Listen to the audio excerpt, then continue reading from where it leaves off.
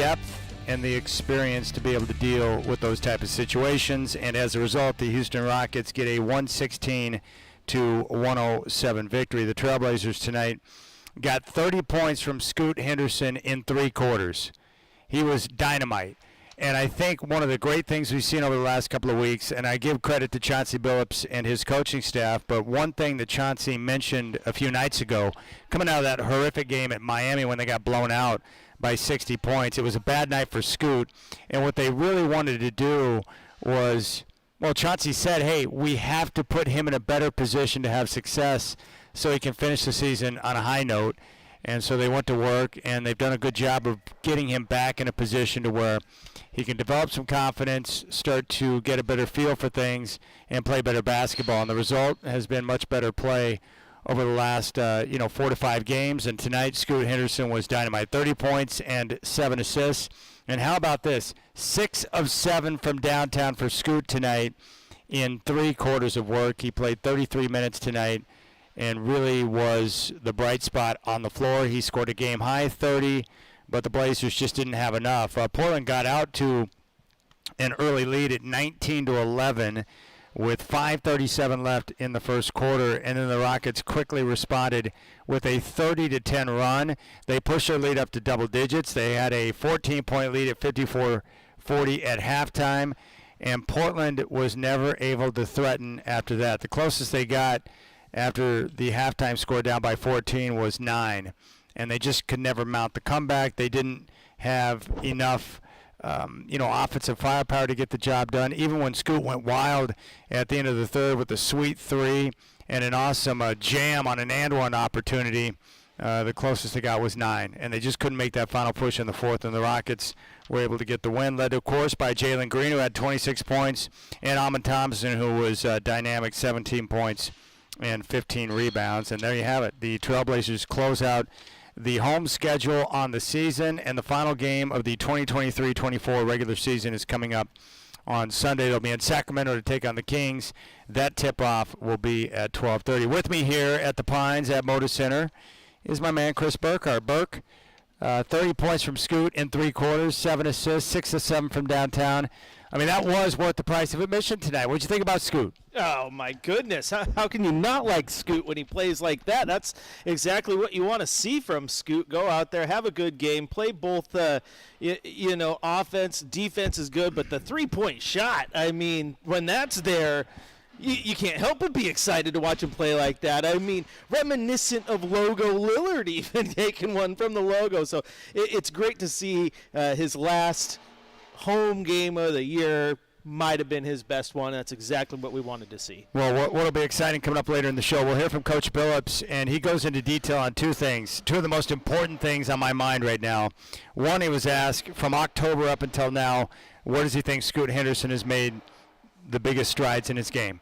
But he was also asked, what are the items that he needs to work on the most during the course of the summertime?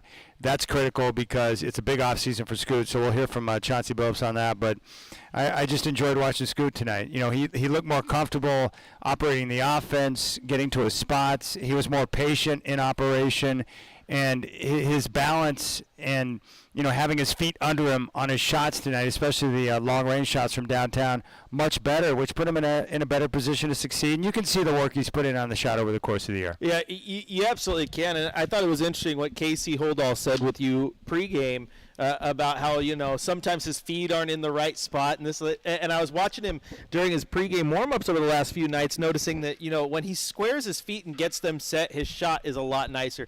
And he has some weird little mechanical things within the arm and the shoulder that he needs to fix.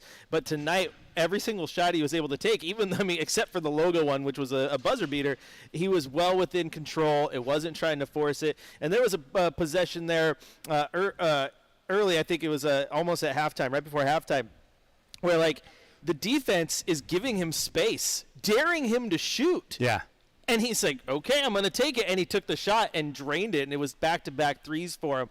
So if you can start to make the defense respect you, it means the shot's coming along. But it's so important point that you make right there is that one of the big concerns we have about Scoot is, can he get that three-point percentage up and become a 35, 36, 37% shooter? The reason why it's so important is because of just what you said.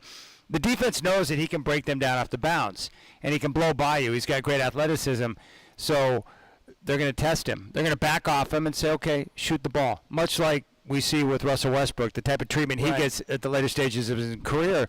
So if he continues to work on the shot and becomes a legitimate threat from outside, guess what? You got to honor it, which means you got to come out on him, and that's when he can break you down and be able to create for his teammates. Yeah, and he gets really good passes right now into the lane to DA when the defense is sagging off. So if they start coming in and giving him that pressure, then, yeah, it's going to look great because he's going to start opening up some passing lanes and play even better. So, yeah, kudos to Scoot because that was a much-needed game for him. Now, outside of Scoot, I really don't know what else to say. Jabari Walker left the game early with a knee strain. I don't think it's serious. DeAndre Ayton left with his back tightened up on him. And then you could see after those three right there, Scoot, Jabari, and Ayton, that's kind of their bread and butter. Yeah. After that, it's kind of slim pickings aside from Delano Banton, who is the one guy that remains aggressive when he's out there on the floor. Yeah, it absolutely was, and it's hard to come back when you lose, guys who are just grinders and workhorses, and one of your best scorers. I mean, it's not even arguable. When with the team that you're putting out there right now, the best player on the floor is DeAndre Ayton. So if you miss him, yeah, it hurts you, and it requires everyone to step up a little bit. And it's obvious that the team doesn't have that firepower at the moment. But yeah, still things you can take away from the game, absolutely. But it's going to be interesting on Sunday if we can't have enough bodies, you know what I mean? Like, I know Keegan's hurt, but he might have to switch with Chris for a minute just to give us someone who can play. I would be surprised if Ayton plays on Sunday. I wouldn't expect it with the tight back. Maybe Jabari doesn't go. There's going to be a lot of young guys out there on the floor. I mean, and the whole thing has changed here too, Chad. I mean, the San Antonio Spurs did the unthinkable tonight. They won. They beat the Denver Nuggets. That means they have one game left, and that is against the Detroit Pistons, a game they're highly probable to win. So this whole tankathon thing can swing back in the Portland Trailblazers' favor. So if San Antonio were to beat Detroit, then Portland would slide into the fourth hole? They should slide into that fourth hole if they lose that game to the Kings. How do you look at the draft this year? Everyone I've talked to is not high on the draft. Do you think it makes that big of a difference being 1 compared to 4? No, I don't think it does. But I do think what it does, create is getting up to that 4 spot is just a spot higher that gives that pick a little more value when it comes to maybe possibly trading that pick. I mean, I think there's good players in this draft. Don't get me wrong. The only thing is I think there's some pretty good guards that are going to come out of this draft, and that's not what Portland needs. I mean, you get Zach Edey has a big run in the NCAA tournament. Next thing you know, you got callers calling in our show telling us that, I would definitely take him with a lottery pick. It's like, no. No, we also had people telling us last year not to take Wemby because he's too skinny. Yeah, we also had people telling us that trading for Zion Williamson would be stupid because he's out of shape and can't play. And look how good he's been for the Pelicans. So he's been terrific this year. The question is, will he continue to hold up physically? But yeah, Zion's been terrific. The one thing that I took away, I talked to a lot of Blazer fans tonight and different listeners. We were out at Dr. Jack's before the game and just walking around Moda Center, you talk to people too. The general census that I get from talking to fans tonight is just frustration.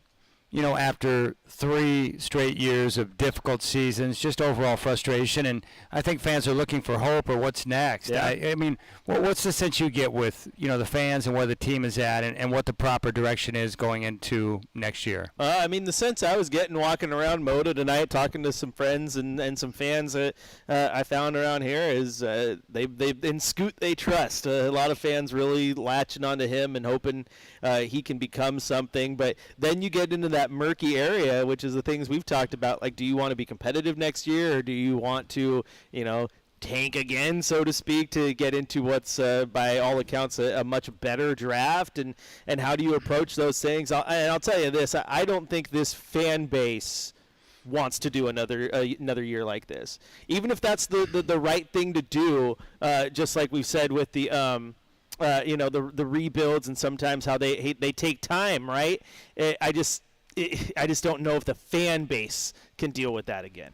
That's a good point. It's the fifth quarter, Chad Doing and Chris Burkhart with you here at Moda Center. We're live here at the Pines. Rockets over the Trailblazers tonight by a final score of 116-107. The big story tonight on the floor, Scoot Henderson, who scored 30 points in 3 quarters. He dished out 7 assists, and he connected on 6 of 7 from downtown, which is terrific. So big props to Scoot for his play tonight. The Trailblazers now will have a day off. They'll travel to Sacramento, and they will take on the Kings on Sunday with a tip-off at 12:30. 503-248-0620 is your telephone number. 503-248-0620 is your telephone number. And a big thanks to everyone who came out to Dr. Jack's. It's always nice to get a chance to see people face-to-face, to get a chance to talk to some of the Trailblazer fans and the people that don't want to take the time to stop by. We appreciate that, and we enjoy the interaction. But for the Blazers now, just one game to go, the Kings on Sunday. Let's go out to the phones. Why don't we go out and talk with David, who is out in Salem. I'm sure he wants to jump on board. 503-248-0620. David, what's going on, my friend? Welcome to the show. Thanks for inviting me on, Chad. I was really encouraged tonight to see Portland's tied with San Antonio at 4 for the number 4 pick in the draft. I thought that was great. I know you mentioned it earlier, but do you know how that tiebreaker works? I mean, with each team, it looks like they have one more game to play. Do you have that straightened out as far as the chances of Portland in the sole position for 4? Yeah, I think so. I appreciate the phone call, David. I'm trying to think. Is that worked on a straight coin toss? Well, Chad, as I'm looking here, as you type in, it does, let's see, NBA draft odds. One thing I just popped up here says if they are tied, that they split that odd percentage evenly. So we'll see how that one plays out. I'll get some more information here, but I think that might be what it is. I've heard so many different variations, if it's that or a coin toss or a head-to-head. It's a great question from David. Let's find the answer. There it is. Yeah. They're merged together and then split evenly. Merged together and split evenly. So there you go. But the one thing I can tell you, David, we don't have to worry about the Trailblazers. They're unlikely to win on Sunday. And I would say the Spurs are probably going to beat the Pistons. So it should be pretty cut and dried in terms of how that's set up. 503-248-0620. Let's go back out to the phones. Jackie is in Sherwood. Jackie, long time no chat. How you doing? Welcome to the show, Jackie. Hey guys, how are ya? I'm very well. How are you? What's been going on? Well, not a lot. It was a nice day today. Beautiful. I love this weather. I need more of this weather in my life. More golf weather. Yes, that's what it's all about. Yes. Good. Hey, do you guys have any insight on what the Blazers may or may not do with the Route 4 disaster? I'm ready to just dump it. Well, I do, and I appreciate the phone call, Jackie, and I'll kind of lay this out for you. I think what the Blazers are going to do is I think I believe they have one more year left on the deal. I know that not just the Blazers, but other teams are paying close attention to what's going on in Phoenix. I think what the Trailblazers are hoping to do is, create a direct over-the-air option and then look to have a streaming option in place. So I know they're working feverishly on it, and I would say that within a year they're going to have a much better option and solution for Trailblazer fans to have easier access to games. I guess what I can try and tell you, Jackie, is that they are on top of the situation. They are well aware, and they're going to be making maneuvers to make sure that fans have easier access to the games. It's priority number one. And I think they're going to be able to find an option that's going to work, that will be something that will be easy for fans, and I think games will be more accessible. I hope so.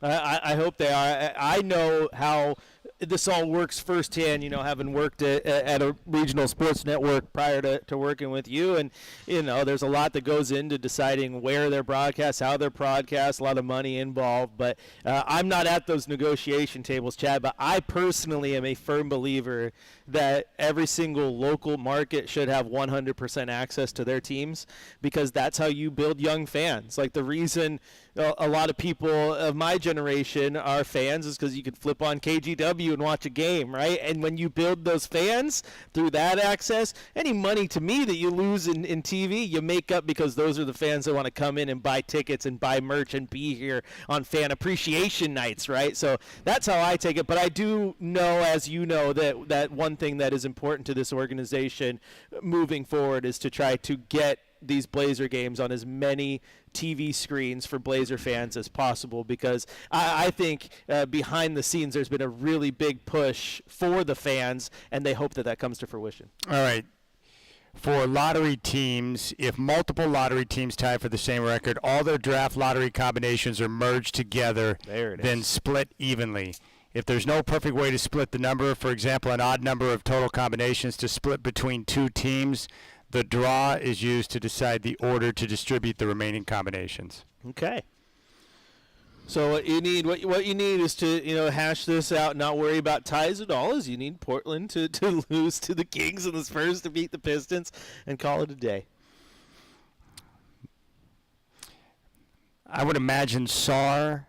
Do you think he's probably at the top of the majority of NBA teams? I do. You're starting to hear a lot of other players start to climb in there. I just don't see it. What's that big center from UConn? His name escapes me. But Klingdale? That's right. And he plays good defense, but, I mean, that's one that Woj tweeted out, he could be in contention for that number one pick. I don't see him as a number one pick. And I think it's Sarr just because he's been talked up for the last few years. And then after that, again, you got some good guards. You got some Euro players, also point guard coming over, going to be available, but it's a crapshoot.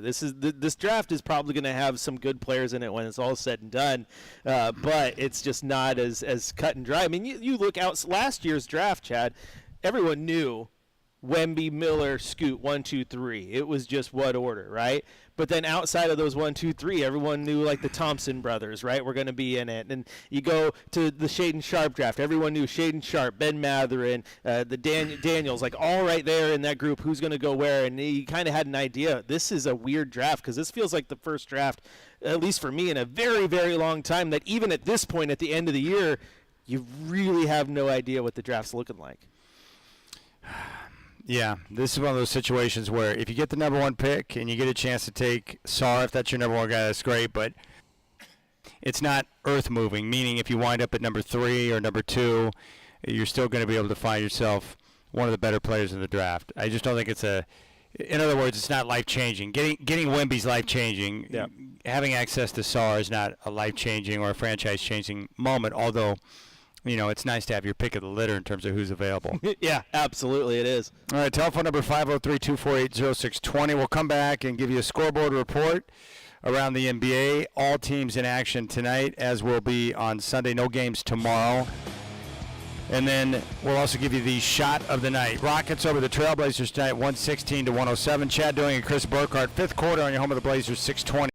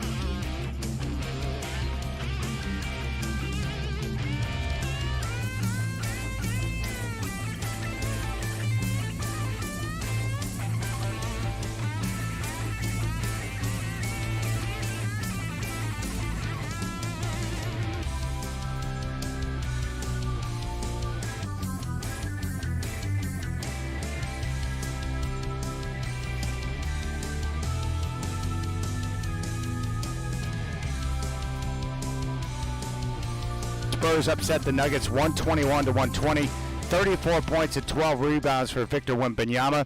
Pistons over the Mavericks 107-89 in Dallas. In Golden State, the Pelicans over the Warriors 114-109. C.J. McCollum with 28 points. In Los Angeles, the Jazz over the Clippers 110-109. And in Sacramento, the Suns over the Kings by a final score of 108-107. That is your scoreboard report. Here is a better explanation off of the question from David in Salem, going back to what if the Trailblazers and Spurs were to tie. In the event that two teams finish with the same record, each tied team receives the average of the total number of combinations for the positions that they occupy. Should the average number not be an integer, a coin flip is then used to determine which team or teams receive the extra combination. The result of the coin flip is also used to determine who receives the earlier pick in the event that neither of the tied teams wins one of the first four picks. For example, in 2020, the Pelicans and Kings tied for the 12th worst record due to the COVID-19 suspension of the NBA season. Only the record as of March 12, 2020 was considered for lottery purposes. The average of the 12th and 13th positions in the lottery was taken, resulting in each team getting 12 combinations, the average of 15 and 10. A coin flip was used to break the tie for the lottery position and assign the extra lottery combination. Sacramento won, giving them the 12th best lottery odds, and New Orleans the 13th best. They received the 12th and 13th picks, respectively, after neither was drawn in the lottery. The order was reversed in the second round, as New Orleans got the 42nd pick and Sacramento the 43rd. Telephone number is 503-248-0620. Here on the fifth quarter, if you want to jump on board, we can get your thoughts on Scoot Henderson scoring 30 points through three quarters. If you want to share your thoughts on what approach you think the Blazers should take during the course of the offseason, you can share that as well. But the Blazers take the loss tonight, 116-107. Scoot Henderson with 30 points through three quarters, 7 assists, and he was 6 of 7 from downtown. My man Chris Burkhart is working everything all at the same time. You're an animal, my friend, an animal. Well, thank you. I try. I got Photoshop open, trying to make a graphic for us. Got the YouTube stream going. I got the console over here to make sure we're on air, and then I got the other screen over here to try to screen phone calls. I got quite the setup over here. You do. How'd you enjoy the process of being out at Dr. Jack's today? Getting a chance to do a little radio, hang out with some of the fans? I actually didn't like it at all, because we were positioned right where all the food was coming out, yeah. And it did not take long for my stomach to start growling, because every plate of food that they pulled out looked delicious. So it was like, oh, and then you started to get the smell. I'm like, all right, this place is happening. But no, I all joking aside, I liked it, and what I really liked about it, and it's cool. You've been doing this a lot longer than I have, but man, there's something cool about when the fans come out and, oh, I listen all the time and just wanted to come say hi, and it's just, it's cool to know people are listening to you, man. It is, and it's nice to get out and see people face to face and be around the fans. I thought the Trailblazers did a good job tonight helping celebrate Fan Appreciation Night.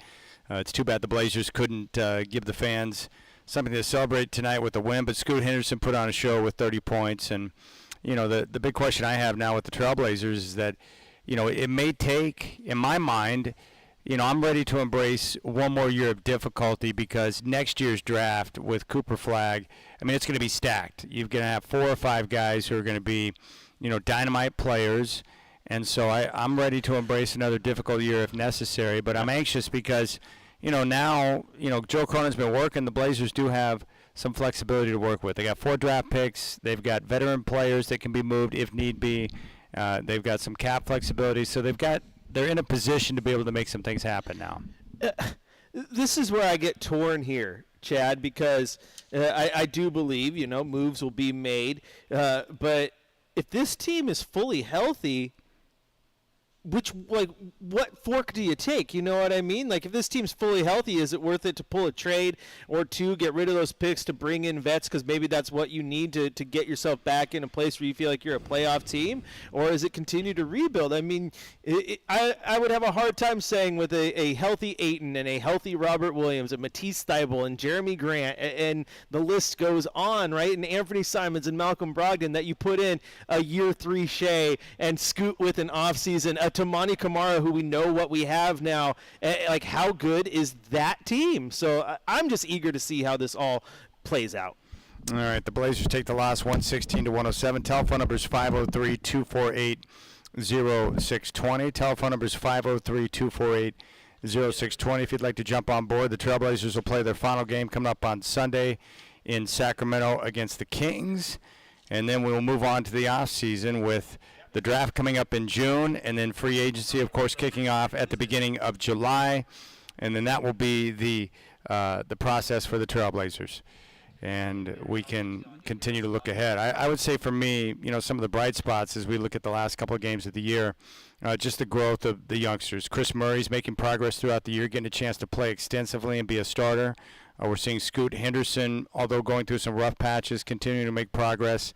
And that's what we want to see. Tamani Kamara, before he had to exit with the rib injury, was making great progress. So the youth, the young guys, making things happen. Let's go back out to the phones. Mary out in Southeast wants to jump on board.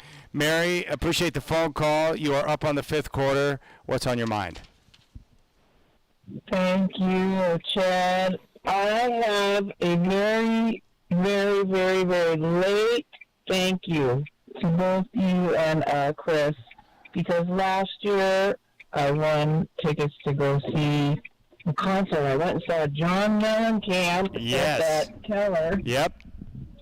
It was a great show, and this is the first time I've called in all season, but I want you to know that I have been listening, and I wanted to also tell both of you and extended crew that I think you guys have done a great job. I didn't know exactly until tonight what my bench was up against, but you've been rotating and filling in for each other, and both of you guys have just done a fantastic job and trying to keep the fans on a positive note. I really appreciate your yourself and your input this year. It hasn't been all roses, but hey, I have appreciated the fact that watching the young guys, it's been really exciting and fun when they connect and they're playing well. And I'm looking to the future, and I think, show me your Blazers. Well, Mary, it's great to hear your voice. I'm so thankful that you called in, and you mentioned Mike Lynch, who we got word last week. He finally went public with that he was battling ALS, and it's very difficult because we couldn't talk about it. We knew what was going on. We couldn't talk about it. He finally decided to go public. The good news is that the GoFundMe page has already brought in over $44,000. ALS, of course, is a horrendous disease that is difficult for the person fighting it. It's also brutal for the family that's got to provide care. And Mike Lynch is only 34 years old. And so it sucks when you see someone that's part of the Trailblazer family and one of your colleagues go down and have to endure that type of fight. So we've all chipped in and been a part of that. And as a show, the Rip City Drive, we're going to continue to do events to help benefit ALS Northwest, to help Mike and other people who are battling the disease. It's awful. I saw my grandfather pass away with it, and it's not fun. But I appreciate the kind words, Mary. It's difficult during a season like this because, fans are frustrated. They want change. They want to see the team win. But at the same time, I think you have to step back, and at least what I did, I understood what they were trying to do, so I didn't focus on wins and losses. I was trying to focus on players and development. The hard part this year, the most frustrating part for me, was the lack of continuity, the injuries, and people being in and out of the lineup, and then the impact that has on the players who are on the floor, especially the young guys, when guys are rotating in and out of the lineup and you've got injuries. when Scoot's on the floor, he's got DA, and then DA's out, and then Ant's in there, and then Ant's out. I mean, it makes it tough to really have any continuity with or flow with the offense, the defense, and you can imagine how frustrating it is for the coaching staff when you've got to deal with a number of different people on a nightly basis. It's been rough. But, Mary, we love you, and I know you're listening, and you're welcome to call anytime. Let's go back out to the phones. How about the Orb? My man, he stopped by and saw us at Dr. Jack's. Orb, what's up, buddy? It is going well despite the loss. What did you think about Scoot dropping 30 3/4 tonight? That was fun. There were some fabulous plays. That crazy three-pointer that was a mistake was extremely entertaining. And the hammering down dunk was fantastic. Oh, it was, man. The dunk and the and one was epic, man. I was like, give me some more of that. Like, when you see a play like that, it's a reminder. It's like, oh, yeah, Scoot's got some hops and some athleticism, man. He's strong. The potential for him is through the roof from what I can see. I just, you have to give a guy some time to develop. He had a little bit higher expectations coming in, but the guy is, I'm super excited for next year for him. Yeah, there's no question about it. Thanks for coming by and seeing us at Dr. Jack's too, Orb. It's nice to see you make the transition from YouTube to the phones, man. We appreciate that, buddy. Well, I normally listen on my phone, and then I can't call in, so it makes it a little more complicated that way. However, I did have one question for you guys. Yep. In general, we have a lot of raw players on the team. Yep. And some of them, everybody's shown a little flash of why they probably got drafted or chosen in a trade.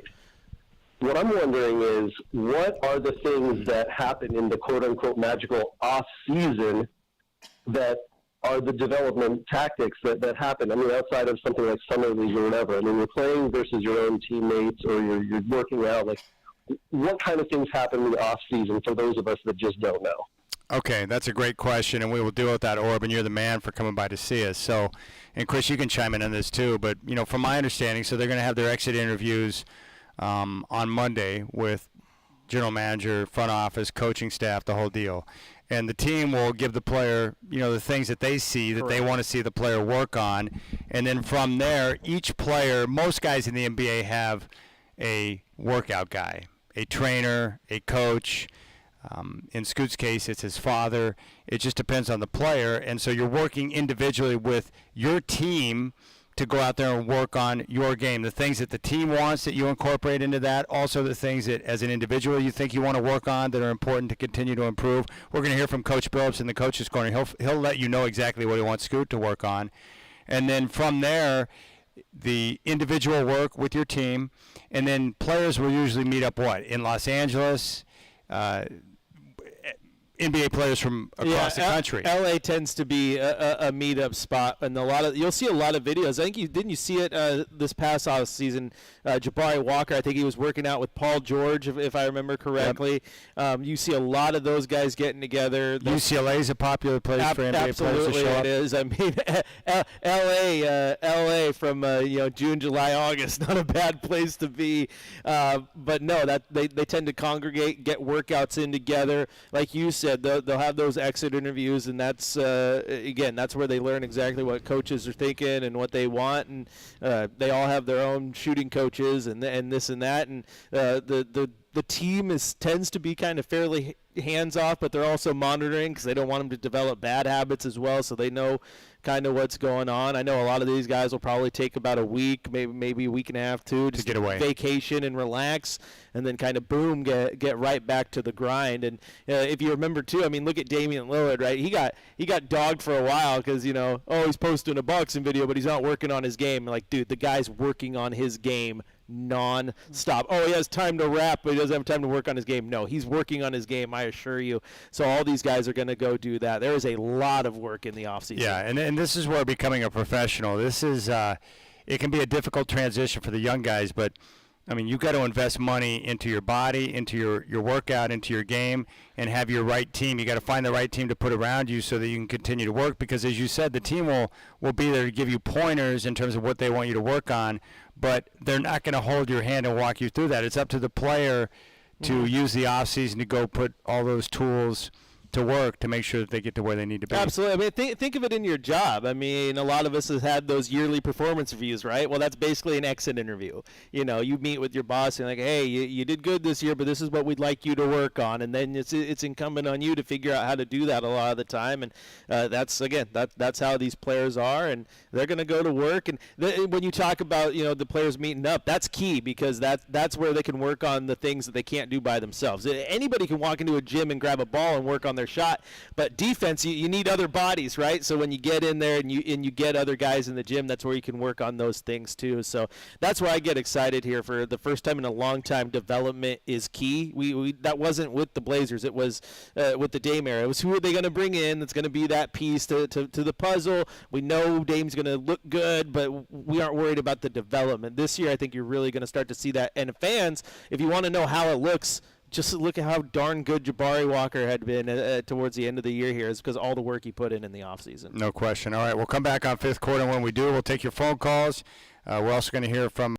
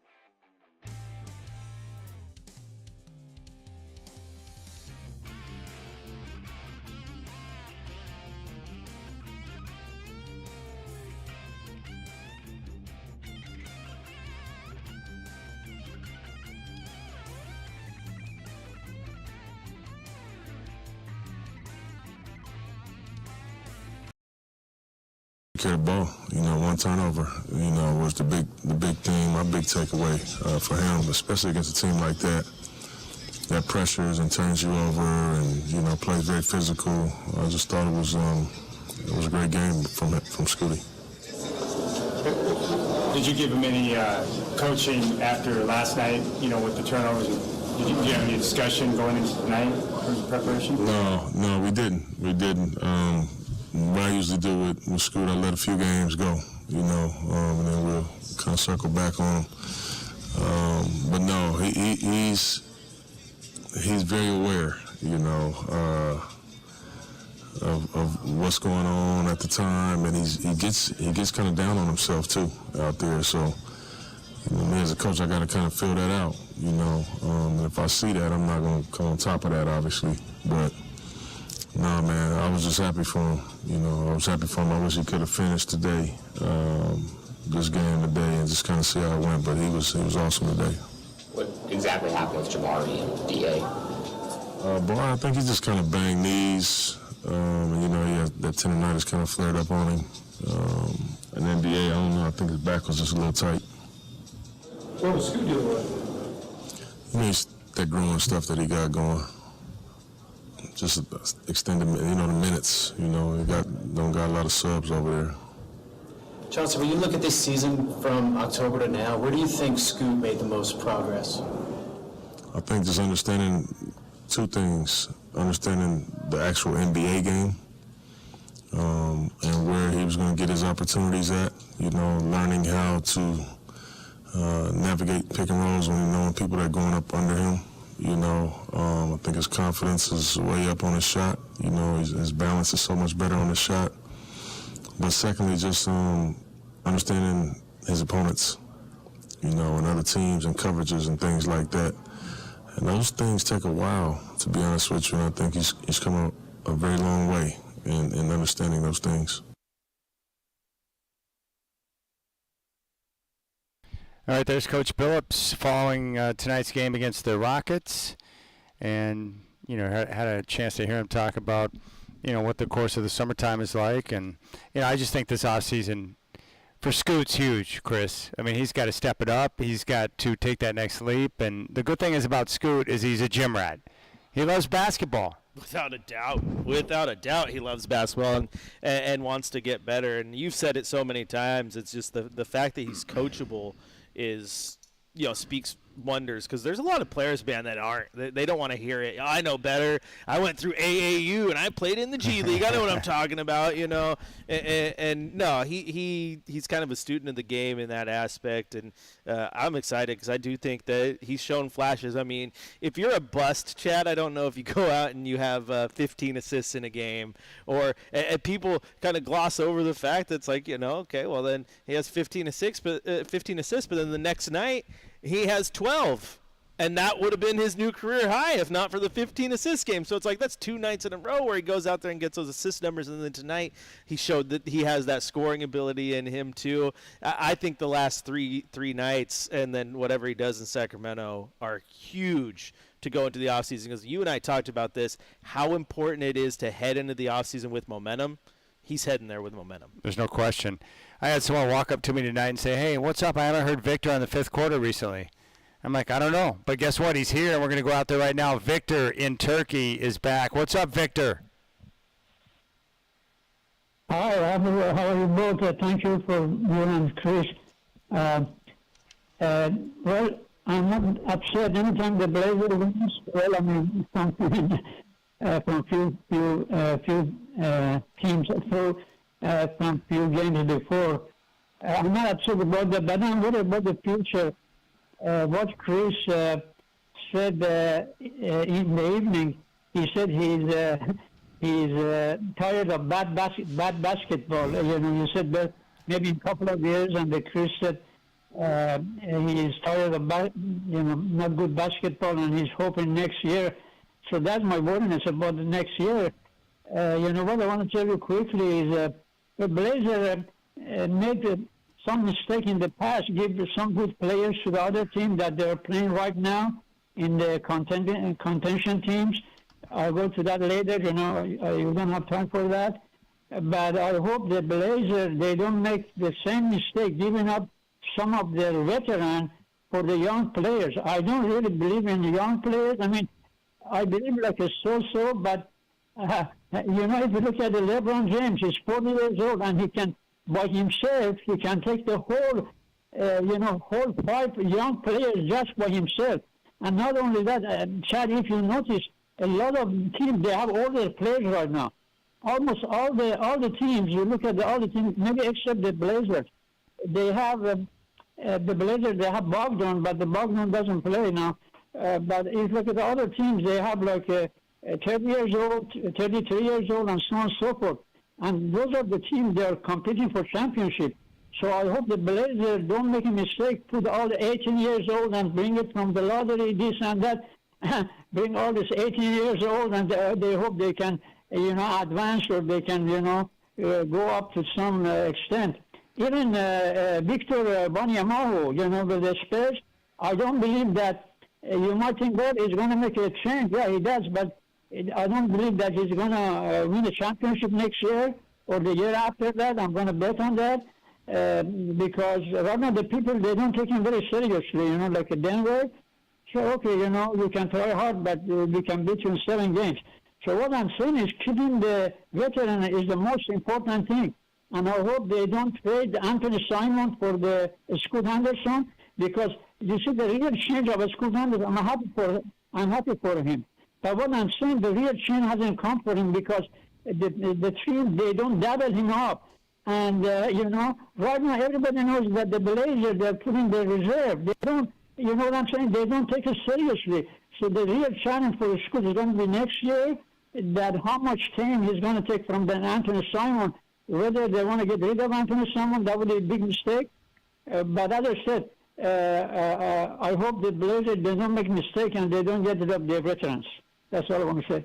All right. Appreciate the phone call, Victor. Victor chiming back in. The Blazers are a very young team. Very young team. All right. We'll keep things rolling here on the 5th quarter. We'll come back and we'll step into What's the Scoot and take one more look at what Scoot did tonight. He was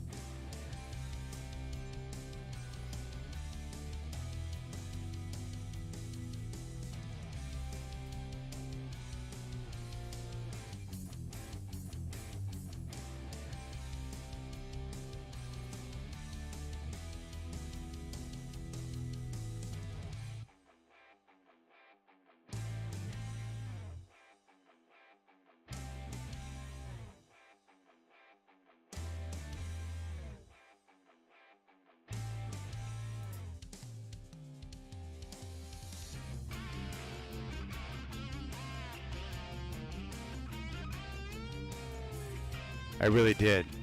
And I want to see more of that with the aggressiveness and, like Chris said, being able to enter the offseason with some, momentum and confidence as he gets ready to take on a critical offseason is going to be important. But I thought he was decisive tonight. I thought he was sure of himself. I thought his balance and his footwork was better tonight. I saw a lot of good things from Scoot. What jumped out at you? That decision-making over the last few games, he started to do the things that we need him to do and he needs to do. And case in point, it was even just a few weeks ago, you were watching him run into the paint and then do that little, okay, what do I do? Am I making a pass out or am I going to shoot? And then ends up just throwing up a crazy floater or picking up his dribble too early and then just being stuck. And over the last 2 games especially, you've seen him drive in, and if the shot wasn't there, he didn't pick up his dribble. He kept the ball on the floor and got back out and reset the offense. And I thought Paul George, when the Clippers were in here, did a really, really good job of that. And so did Kawhi, kind of almost, like you said, on-the-job training, right? You're seeing 2 elite guys do that. And he's done that over the last few games. And you've also started to see him drive in and then make very, very crisp, hard passes out to the corner. So he's definitely starting to internalize what needs to happen and make those right plays. Well, buddy, I've enjoyed the entire season with you. You're going to be off on Sunday doing other work for the OSAA, so I won't see you or talk to you on Sunday for the final game and final 5th quarter, but I had fun with you, brother. You're not going to see me again until October. I'm going AWOL. I'm going AWOL. You're sending me out on hops duty, so thanks for that. I got the late night shifts. But, no, another successful season of the 5th quarter for the 2 of us. All right. That's going to do it for us tonight.